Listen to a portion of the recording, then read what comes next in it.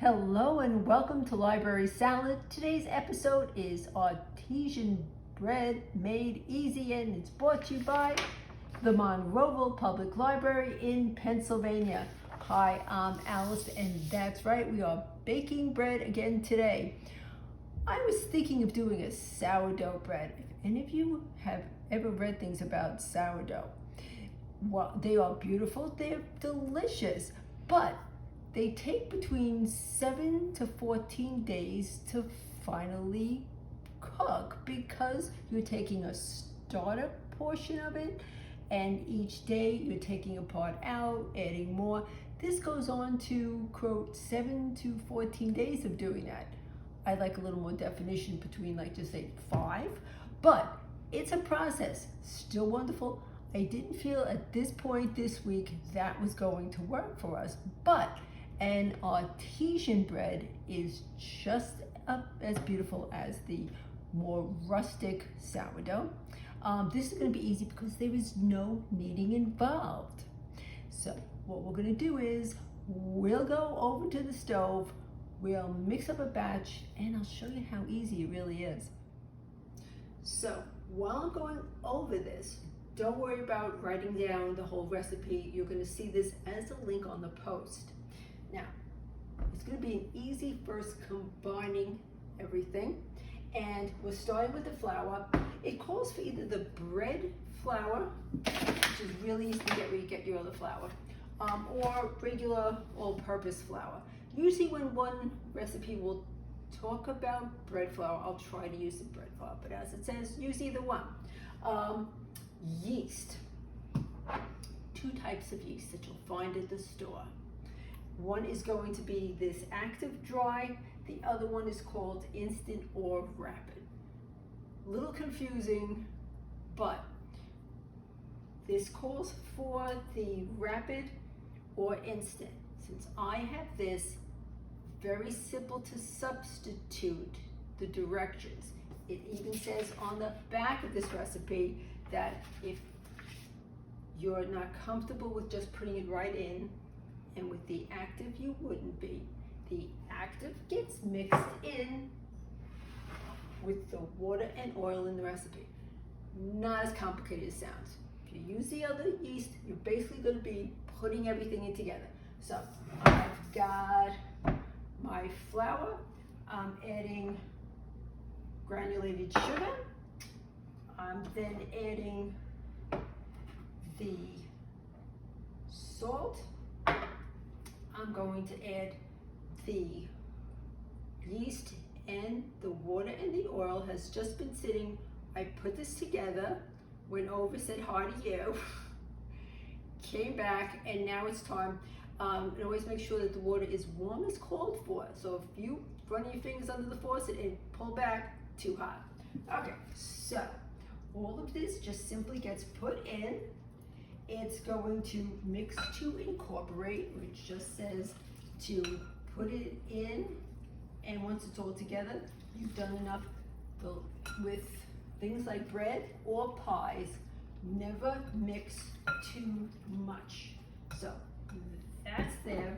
We're going to incorporate, and we're just going to keep stirring a bit until, and I quote, dough will be wet, sticky, and shaggy. I knew a nice little dog one time, but that's basically the description of them, wet, sticky, and shaggy. So you can also call that same thing with your bread. So if Rich would like to come in a little closer, I'll show you. This is what they mean by shaggy. It's not all smooth, it's just like the only thing I'm going to do now is make sure that I've got the sides in, that everything's incorporated, and then next part of it, all this has to do is going to be sitting and rising for 2 to 3 hours. Okay, so I'm in, I've scooped it out, and then lightly cover the top with the spray oil, lightly. All right, take a piece of, you may want to have this ready because just in case your hands do get sticky for some reason. So this is going to cover.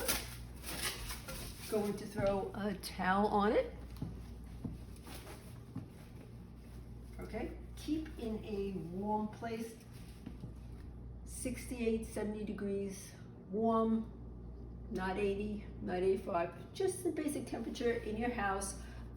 Again, 2 to 3 hours until it doubles in size. That's the key to it. It's going to be a little bubbly, and here's the key, another good phrase, wobbly like jelly.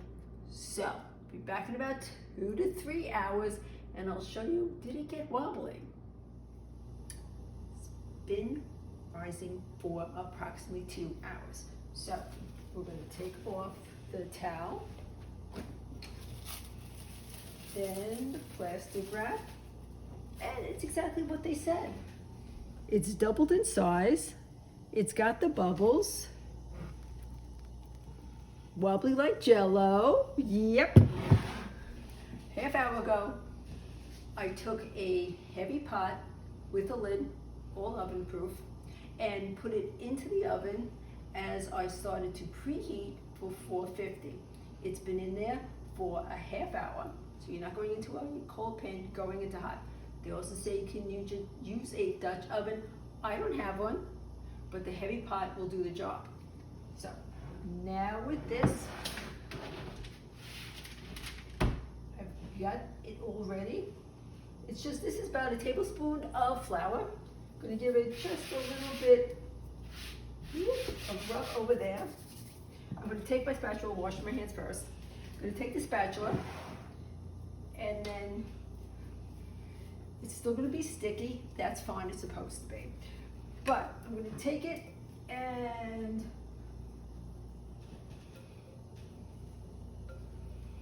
actually it's sticky, but it's really going nicely. Come on. Come on.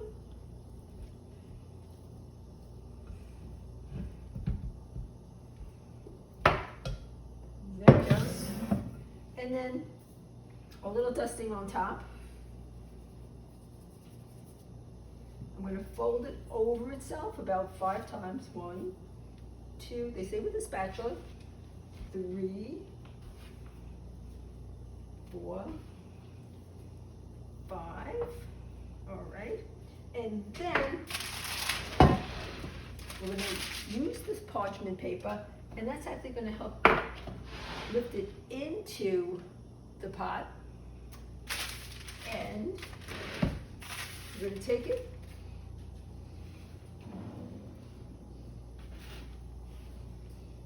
round it so that the smooth side is up, center it, because this is how it's going in. Not bad, sticky, but not sticky. And then rounding it up like this. And then if it's not time to go right into the oven, if your 30 minutes hasn't gone up yet, you can take the piece of plastic and just put it over there.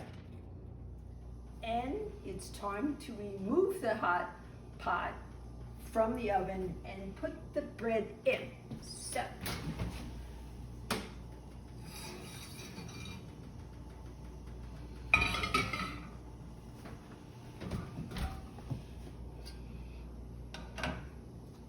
steamy. Okay. They're suggesting to keep these on. I'm going to use the old crummy ones because they really work better. Well, don't look at the pan. Okay, here we go. We're going. So embarrassed. What? So embarrassed. I know, it's embarrassing for the whole family and the government. All right.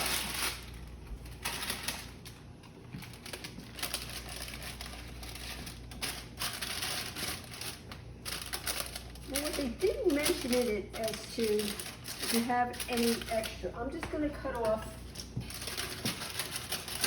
the extra. Technically I should have done this earlier, sized it up before the pot was hot, but you know, things happen. So we're going like this. Hot. Hot. Thank you. You're welcome. Thank you. All right, not funny. Okay, so here we go. We're in. A little heavy. Let me tell you something.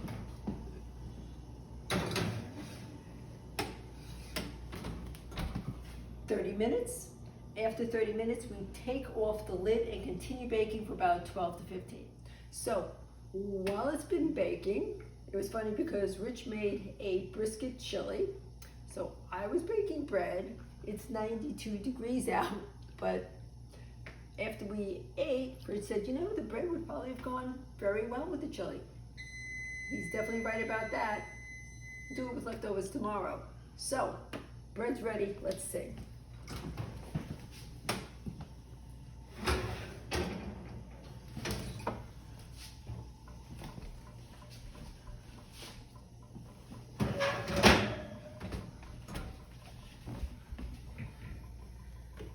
See if we can pop this out.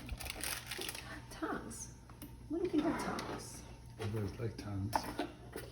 2 pair of tongs? Double tongue. Just stay right where you are. I'm not moving.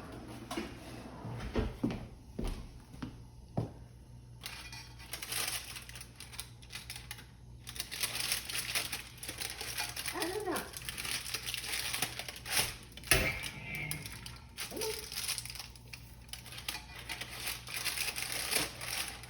I don't You know. gotta move the right tongue towards the wall more. Right tongue towards me. Yes. You're unbalanced. Still imbalanced. No, can't help you with that. No. All right. What we're gonna do is we're gonna let it cool a little while. All we can do is lift it by the handle, flip it out, and then flip it over once it's on. Hot. Hot. We're going with that. Today's word, people, hot. Hot outside.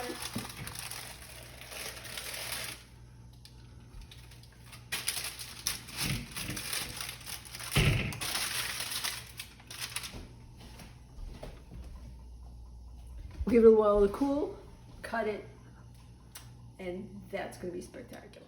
So, we were watching Jeopardy, which meant fast forward about a half hour. Extra half hour is not bad for cooling time because it actually still needs that extra time to fully cook. So, check out this crunch.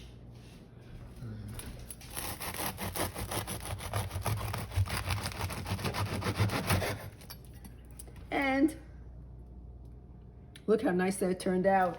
So it was very simple. All we did was mix some ingredients, let it rise, put it in a pot, cook it, and that's what you get. I hope you enjoy yours.